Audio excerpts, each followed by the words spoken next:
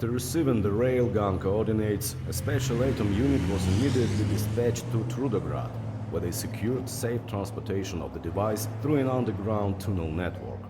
When the agents reached the city, this is what they found. The revolutionary movement was victorious in a battle that raged across every sector of Trudograd.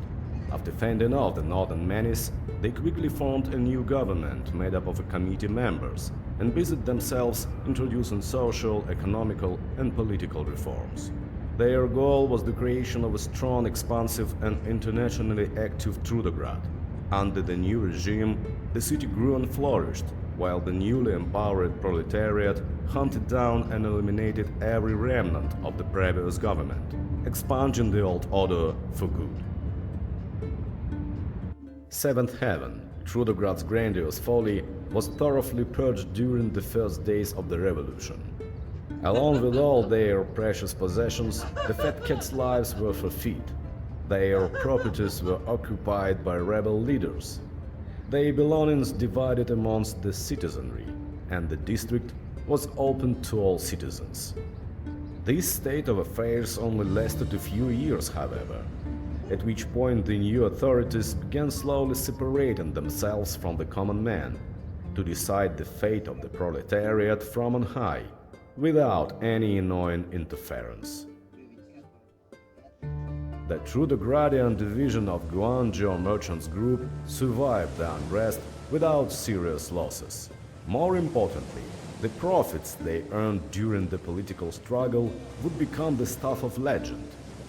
Widespread word of Guangzhou's business savvy would soon attract even more trade to the city. As for you, after things had calmed somewhat in the city above, you rendezvoused with your fellow Atom members and led them to the railgun. Now, while watching the delegation's scientists prepare the weapon for transport, you cannot help but ponder the question that never seems to leave your mind. Can this rusty old cannon truly be humanity's last hope? Or was the adventure which touched so many lives in Trudograd just pointless busywork? It seems your quandary must go unanswered, at least for the time being.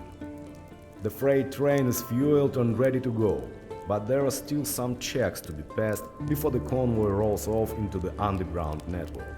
With nothing to do but wait for deployment, you decide to spend your last moments warming yourself at a burning barrel. A man is waiting there when you arrive.